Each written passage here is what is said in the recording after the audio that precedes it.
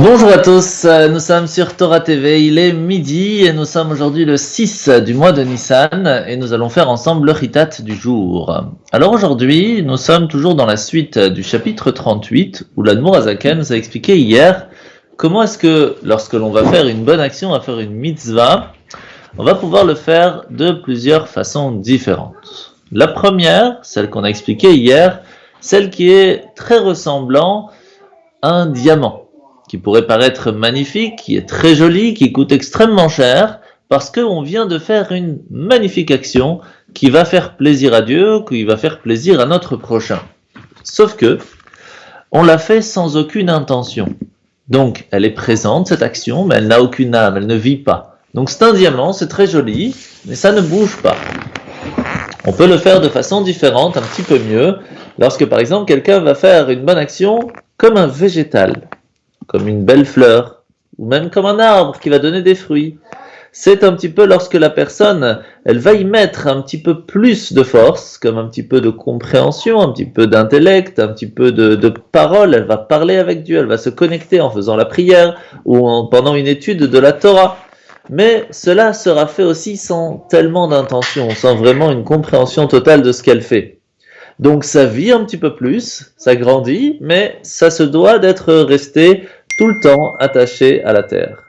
Dans ces cas-là, malheureusement, c'est comme un végétal qui a besoin d'être attaché à la terre tout le temps, qu'à la seconde où elle sort de la terre, elle ne vit plus de la même façon. C'est comme une personne qui sort de la synagogue ou qui sort d'un cours de Torah et qui malheureusement a déjà tout oublié ce qui s'est passé.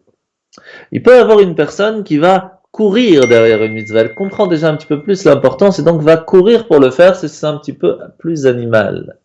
Par contre, une personne qui vraiment est un médaber, elle parle avec Dieu, elle est connectée avec lui, c'est ce qu'on appelle vraiment avoir une intention. Elle sait ce qu'elle fait, elle sait pourquoi elle a réfléchi, et dans ces cas-là, elle va réussir vraiment à s'attacher avec Hachem. Sur ce, l'Admour Azaken aujourd'hui va nous dire qu'en fait, il y a deux niveaux. Comment est-ce qu'on peut avoir cette interrogation, cette façon d'agir, cette mitzvah avec intention ou sans intention? Cette intention peut être faite de deux façons. La première chose, c'est que la kavana, donc l'intention que l'on va mettre dans une bonne action, est faite pour une chose, pour pouvoir s'attacher avec Hachem. Pour pouvoir le faire, ça ne se fait pas comme ça si facilement. Il faut y mettre vraiment le cœur et surtout y mettre son cerveau, avoir réfléchi et compris ce que l'on est en train de faire. Et sur cette compréhension qui va en fin de compte nous amener à une certaine amour ou une certaine crainte, selon la chose, il peut y avoir deux niveaux. Pour cela, il va nous amener un exemple, l'exemple de l'animal de façon générale, qui va vouloir manger ou profiter de quelque chose qui se trouve devant lui, et comme il aime cela, ou il sent, ou il ressent, ou il comprend que c'est bien pour lui, il va donc courir pour le prendre et aller le faire ou le manger. Donc il y a une certaine compréhension qui a réveillé l'amour, le cœur qu'il a en lui, cet instinct animal qui va le réveiller, qui va lui donner cette volonté de courir et d'aller le faire. Et inversement, la crainte qui pourrait arriver d'un danger, qui va le réveiller, qui va lui dire attention, ça clignote, à ce moment-là précis, tu dois te sauver. Alors il ne sait pas pourquoi il doit se sauver, il comprend qu'il y a un danger, il ne comprend pas exactement le danger, il sait que c'est pas bon pour lui ni pour sa vie, et donc il va se sauver. Donc il y a une certaine compréhension qui n'est pas profonde, mais qui va quand même lui permettre de réveiller en lui un certain sentiment de crainte, et qui va l'amener à, en fin de compte, se sauver. Est-ce que cela s'appelle une intention? Oui, une intention sous compréhension des choses, mais qui est très basique. Donc ça reste quand même un instinct. Un petit peu comme une personne qui, depuis sa jeunesse, on l'a éduqué, on lui a montré le chemin, on lui a expliqué que c'était important de mettre les téphilines, d'allumer les bougies, de faire Shabbat, de manger de la matzah à Pessah. Et il a compris que c'était important parce que ses parents lui ont appris que c'était important, donc il le fait. Il le fait avec l'intention de faire plaisir, avec l'intention parce qu'il a compris, il y a une certaine amour, une certaine crainte qui s'est créée en lui. Cette compréhension reste tout à fait basique. C'est là que va venir une intention, une kavana qui est bien plus grande, la kavana qui va venir sous la réflexion.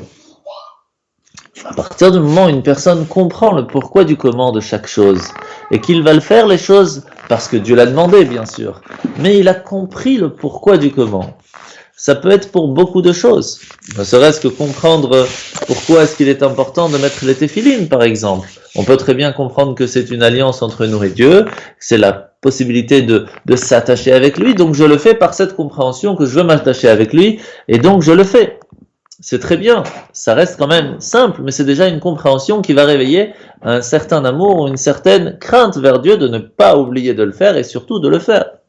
Mais lorsque la personne va comprendre vraiment que lorsqu'on met les téphilines, il y a un seul cube pour un seul sens, celui du bras, qui nous permet de raffiner, de bloquer le Yetzer Hara de cette façon, c'est pour cela qu'on fait 7 tours, qui va le bloquer de ne pas utiliser ce sens-là du toucher ou de l'action pour nous embêter, pour faire des choses qui sont interdites. Et c'est pour cela qu'il y a ce shin que l'on va faire, parce que le shin c'est la valeur numérique de 300, qui en fait, le mot yetzer, qui est la même valeur numérique de 300, donc en fin de compte, quand on met les tefilines, on est en train de bloquer, de ligoter encore une fois, qui vient du mot assour, qui veut dire ligoter, ne veut pas dire interdit, on ligote, il est ligoté, on ne peut rien faire, et donc on le bloque, et on fait que le yetzer hara ne peut pas utiliser ce sens. La même chose sur la tête, on met cette fois, il y a 4 différents. Pourquoi? Parce que nous avons 4 sens. On peut regarder, on peut respirer, on peut parler, on peut entendre. Et donc ces 4 sens peuvent être utilisés par le Yetzer Hara. Et donc on ne le laisse pas, on met ces lanières qui vont lui permettre d'être bloqué en fin de compte et de nous donner cette possibilité d'utiliser tous nos sens pour agir et pour faire des choses que Dieu nous demande. Lorsqu'on les fait déjà de cette façon, alors on réfléchit totalement différent à la mitzvah de téphilines. On va le faire avec une autre intention, une force qui va nous permettre de commencer la journée totalement différente. Et encore, ça ce n'est qu'une partie de la force des téphilines. Donc, on peut le faire dans toutes les mitzvot. C'est de là qu'on voit la grandeur et la sagesse du roi Salomon qui lui nous a montré qu'il y a plus de 3000 façons comment est-ce que l'on peut comprendre chaque mitzvah. C'est pas seulement de comprendre la chose, c'est comment est-ce que cela va nous réveiller à aller le faire plus fort, plus grande, de façon plus profonde. Et c'est là que va venir même cette compréhension de la vache rousse qui par exemple est presque impossible à comprendre puisqu'il n'y a que Moshe Rabbeinu en fin de compte qui l'a compris, mais on peut l'expliquer un petit peu chacun à son niveau, comme par exemple le fait que lorsque malheureusement il y a eu l'histoire du veau d'or, alors c'est le veau d'or qui a ramené la mort sur le monde. C'est pour cela que lorsqu'une personne part de ce monde, elle amène une certaine impureté et qu'on peut l'enlever que grâce à la vache rousse. C'est la mère qui va venir réparer les fautes de son fils, du veau d'or. Donc il y a plein d'explications qui vont nous permettre d'aller plus loin dans la profondeur des choses et donc de le faire de façon différente, avec plus d'intention. Mais réussir à comprendre pas seulement la technique ou la compréhension des choses, mais aller plus loin. Quelle lumière divine on va réussir à amener à tel moment? Quelle est la force et de l'attachement que nous allons avoir lorsque nous allons faire cette bonne action? Ça, c'est un niveau de compréhension qui est plus haut, qui est plus grand.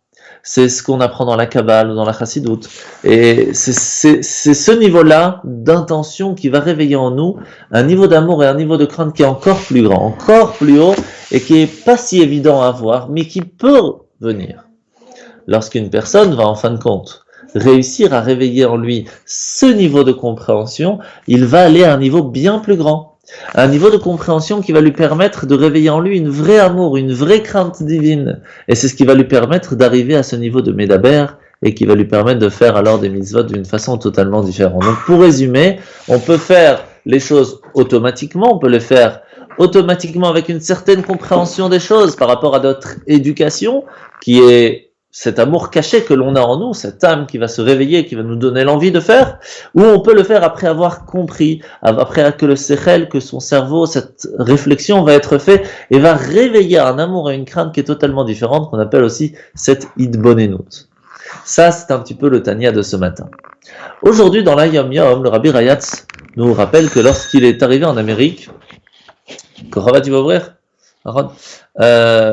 il y a cette phrase très simple qui a été dite lorsque les gens lui ont dit mais c'est pas possible, si on est en Amérique, on peut pas faire la Torah comme on faisait en Pologne, c'est pas possible. Et il va bien sûr dire cette phrase qui est assez connue, America is nicht anders. L'Amérique n'est pas différente des autres pays, que ce soit la Belgique, que ce soit la France, que ce soit l'Amérique, bonjour, n'est pas différente. On peut tout à fait faire la Torah comme il le faut. Et alors, lorsqu'une personne lui a posé la question, mais Shabbat, c'est impossible à faire. Alors la première chose qu'il lui a dit, c'est stop, arrête tes excuses d'abord. Sache que Hachem, il a créé le monde, d'une certaine façon, il a donné cette possibilité de le faire. Pas seulement il a donné cette possibilité de le faire, le monde a été créé, les 6 jours de la création étaient pour faire Shabbat, pour qu'on puisse faire Shabbat. Donc c'est pas du tout impossible à faire Shabbat. C'est les jours de la semaine, ne sont pas appelés des jours de la semaine comme il le faut s'il n'y a pas ce Shabbat qui est vivant derrière. C'est pour cela qu'il faut réveiller en soi cette bitachon, cette croyance, cette foi que l'on a en Dieu, qui va nous permettre de voir qu'en fin de compte, si on vit d'après le seder de la Torah, d'après ce que la Torah nous apprend, ce que la Torah nous montre et ce qu'il nous demande de faire, on est sûr et certain de pouvoir vivre en fin de compte notre vie de la façon la plus heureuse possible. La mitzvah de ce matin, c'est la mitzvah numéro 109. C'est la mitzvah que lorsqu'une personne n'est pas pure, quelle que soit la raison, eh bien elle se doit d'aller se tremper au mikvé, dans un bain rituel qui est fait d'eau de pluie, comme on va le voir aujourd'hui, qui va permettre à la personne de retrouver cette pureté. Hier, on avait donné quelques petits détails assez intéressants, comme par exemple le fait qu'il y a 40 CA d'eau, c'est une certaine mesure qui a la même valeur numérique que le mot Vlad, qui veut dire renaître, un nouveau-né. Lorsqu'on se trempe dans le mikvé, on renaît à ce moment-là, on devient une nouvelle personne. Alors dans le Maïmonide, dans le Rambam, aujourd'hui nous apprenons que le mikvé, lorsque l'on va tremper une personne ou un vêtement ou même un ustensile, il est important qu'il n'y ait pas de chatzitza. La chatzitza, c'est ce qu'on appelle quelque chose qui va bloquer le fait que la personne, l'ustensile ou même le vêtement ne va pas être totalement imbibé d'eau ou entouré d'eau et donc va faire que le mikvé n'est pas valable. Alors on parle par exemple d'une tache d'encre, d'une tache de sang ou par exemple d'une croûte ou autre chose qui va coller, qui va faire que l'eau ne va pas passer partout. Lorsque c'est un collier pour la marmite, par exemple, que l'on va tremper comme ça, à ce moment-là, c'est fait pour, ça fait partie, et l'eau peut passer entre, puisque c'est quelque chose qui bouge. Mais lorsque, par contre, c'est quelque chose qui est collé, c'est tout à fait problématique. Et c'est ce qu'on apprend dans le chapitre 2 et 3 de cette partie du Rambam, où on voit qu'en fin de compte, il est très très important de faire attention, d'être propre avant de se tremper au mikvé, donc de prendre sa douche, et inversement, lorsque on veut tremper un ustensile au mikvé, faire attention d'enlever la colle, d'enlever les étiquettes, parce que sinon, le mikvé n'est pas valable et qu'il faudra automatiquement le refaire.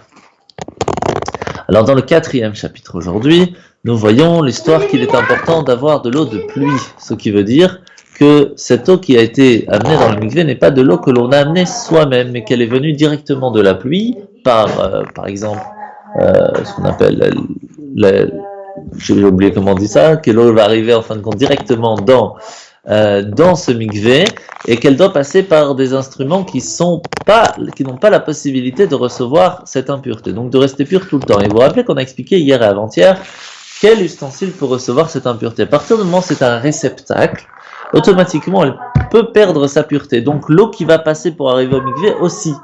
C'est pour cela que les tuyaux qui vont devoir arriver doivent être ou de pierre, que là à ce moment-là il n'y a pas de problème, ou alors, même si c'est en plastique, il n'y a pas de souci, mais il ne faut pas que ça puisse faire un réceptacle. Donc il faut que l'eau elle coule, elle ne s'arrête jamais. S'il y a un petit trou, elle s'arrête.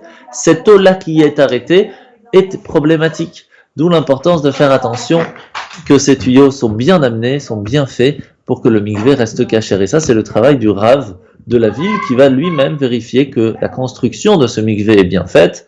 Et c'est pour cela qu'il y a des gens qui sont vraiment très forts et qui sont très compétents dans cette idée-là, dans ce travail à faire la construction d'un mikvé et plus tard de le vérifier, qui est donc important à faire. Par contre, à partir du moment où le mikvé est kasher, qu'il y a déjà cette quantité d'eau, cette mesure d'eau qui est déjà faite, on peut rajouter de l'eau normale, qui est, comme le Rambam le précise, importante qu'elle passe par une amshacha, donc ça veut dire un endroit de pierre, pour être sûr que ça vient de quelque chose qui n'a pas pu recevoir d'impureté, et en fin de compte peut être mélangé à cette eau de pluie. Alors ce qui est vraiment magnifique que l'on voit, que Hachem a fait cette science et cette nature assez magnifiquement, c'est que l'eau normale est plus légère que l'eau de pluie. Ce qui fait que même lorsque en bas il y a l'eau de pluie et au-dessus il y a l'eau normale, même si elles se touchent, elles se mélangent et qu'on va aspirer, qu'on va enlever pour changer l'eau, parce qu'il faut la changer de temps en temps, l'eau de pluie va rester en bas. Et donc ce mikvé restera toujours kasher. C'est quand même assez magnifique comment Hachem a fait la nature. Alors la paracha de la semaine, nous parlons aujourd'hui d'un korban, d'un sacrifice qui est appelé le korban Toda. Alors c'est un sacrifice qui est très très très important, que l'on continue à faire aujourd'hui d'une façon différente, et c'est ce qu'on appelle le gomel. Vous vous rappelez que lorsqu'une personne va sortir de prison, ou passer le désert, ou passer la mer, ou alors guérie d'une maladie grave, alors elle doit remercier Hachem du fait qu'elle est en bonne santé, qu'elle est en vie. Et dans ta chambre, hein, s'il te plaît. Et donc, c'est ainsi, et seulement ainsi, que l'on va pouvoir aujourd'hui remercier Hachem. On peut le faire aussi de façon différente, comme une Seudat Toda'a, donc c'est un repas qui va permettre à toute la communauté de voir que Hachem l'a sauvé, lui a donné un certain remerciement, comme par exemple lorsqu'un enfant est né, etc., ou qu'il est sorti d'une maladie. On remercie Hachem, ou après un accident, on remercie Hachem pour tout cela. Et il faut savoir que à Pessah, par exemple, on ne fait pas ce mizmor, ce psaume de Mizmor Letoda. Pourquoi ? Parce qu'on amenait tout simplement dans ce sacrifice de la farine qui pourrait être chametz. C'est pour cela qu'à Pessah, on ne fait pas ce Mizmor Letoda. Par contre, on peut toujours faire un gomel. Alors, on va revenir très rapidement sur tous les styles de sacrifices qui étaient amenés. Donc, il y a le korban ola, qui est totalement brûlé à Dieu. Il y a le korban mincha qui était fait farine et huile. Il y a mincha, donc on parle aussi du toda en même temps. Il y a le korban khatat qu'on a amené pour les fautes involontaires. Il y a le korban hacham qui est fait pour les fautes qui sont volontaires. Il y a le korban amilouim, ce qu'on a amené lorsqu'une personne devait être intronisée en tant que Kohen, en tant que prêtre. Et puis bien sûr le shlamim qui était, c'est le shlamim qui est appelé le toda, où on a amené pour remercier Hachem. Alors, il faut comprendre une chose très importante, d'accord ? C'est que le korban tamid, de façon générale, lorsque on a amené au temple, ne sera pas mis lorsque Mashiach va venir. On va arrêter d'amener les sacrifices classiques. Par contre, le korban tamid, lui, oui.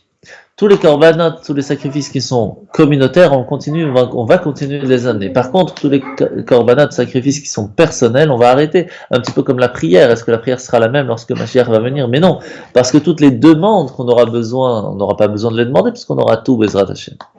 Par contre, il y a une prière et un sacrifice personnel qui sera tout le temps gardé, c'est le korban toda. Le fait de remercier Hashem, ça c'est quelque chose qu'on va garder. Parce que remercier Hashem, c'est très important, c'est la base de tout. Et donc, c'est pour cela que lorsqu'une personne va vouloir hâter que Mashiach vienne très vite, une des choses que l'on a besoin, qu'il est important de faire, eh bien, c'est de remercier Hachem. Parce que lorsqu'on remercie Hachem, on est en train de lui dire d'une certaine façon, nous voulons arriver au temps que la seule chose que l'on va faire, c'est te dire merci. Donc, on commence déjà maintenant, et cela hâte alors que Mashiach puisse arriver. Il faut savoir aussi que remercier Hachem, c'est une chose très importante, pas seulement sur le fait de remercier, mais aussi parce que c'est accepter à ce moment-là que tout vient de lui.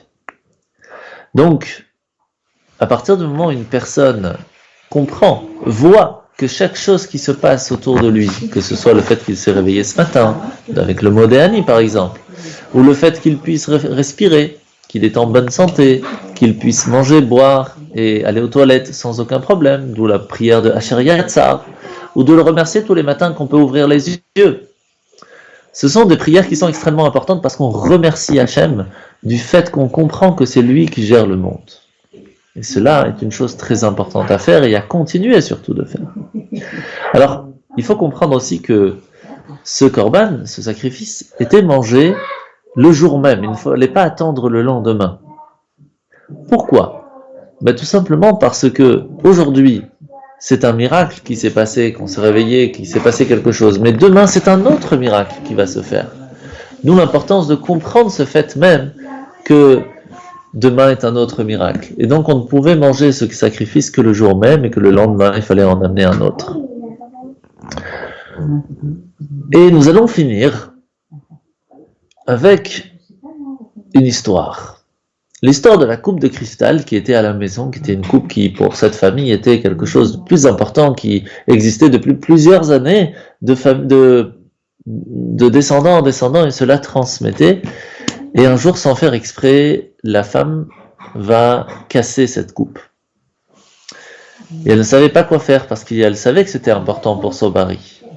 Alors elle va arranger la maison, elle va préparer un bon repas, elle va organiser tout de la meilleure façon pour, entre guillemets, l'amadouer, mais surtout le mettre dans une bonne ambiance. C'est ainsi qu'au milieu du repas, elle va lui dire, écoute, j'ai une nouvelle à t'annoncer, la coupe de cristal de tes parents s'est cassée.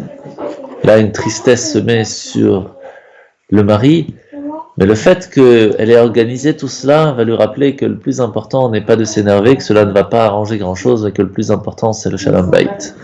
C'est la paix dans la maison, la paix avec sa femme, et c'est ce qui va le calmer. Mais imaginez que ce soit une personne étrangère qui va casser cette coupe. Même s'il arrange le plus beau des repas, tout ce que vous voulez, il va quand même demander un remboursement pour cela.